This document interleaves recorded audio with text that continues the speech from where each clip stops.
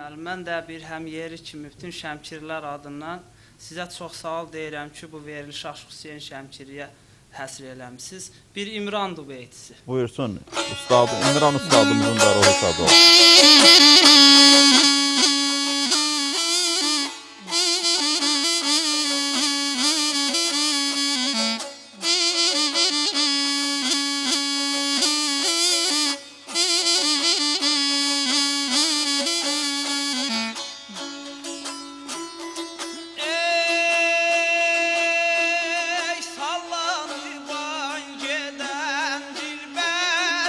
Başın kamana layıqdır.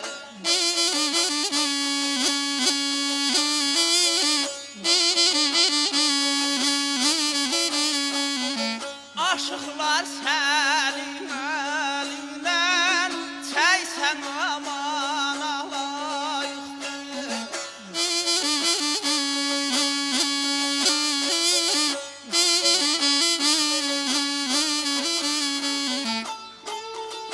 Aşıqlar sənin əlindən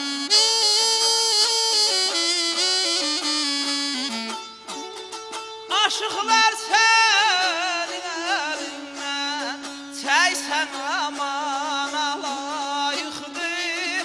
Çəysən amana layıqdır.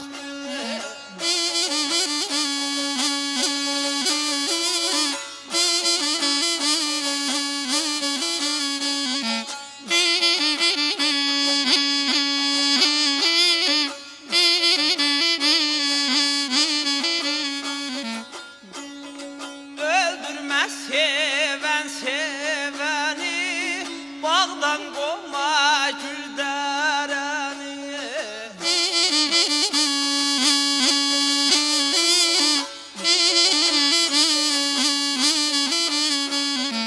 Yolunda canım verəni.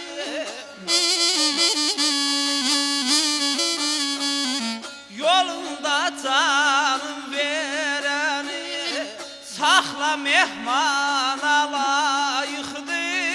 Saxla mehmana layıqdır.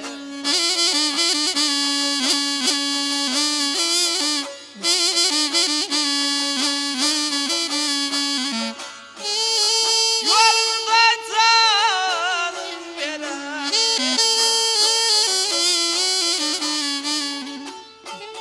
Yolunda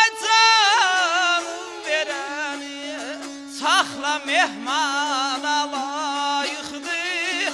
Saxla mehmana layıqdır.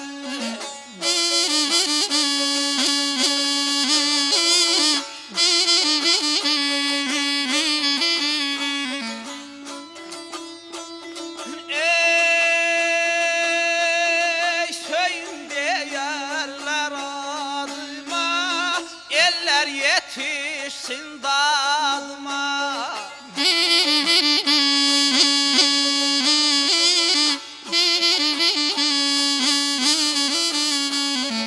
Yarın düşəndə yadıma.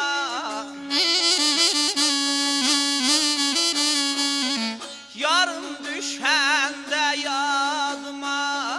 Yansa pərvanə layıqdır. Yansa pərvanə layıqdır.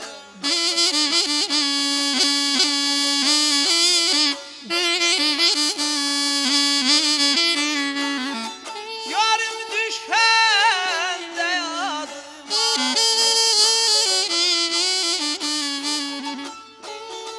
Yarım düşəndə yadıma.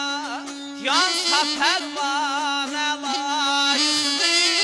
Yansa pərvanə layıqdır.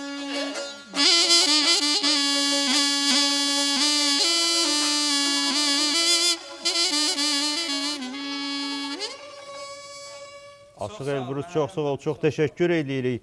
İmran Həsənov bunu çox şövqlə oxuyardı. Ona görə də elə dillərdə İmran Dübeyti adındandır. Sən də çox sağ ol. Çox az oxunan mahnıdır. Belə baxanda indiki aşıqlar çox az oxuyurlar. Elbrus bu baxımdan çox fərqlidir. Mən həmişə görürəm, bayaq da fikir verdiniz.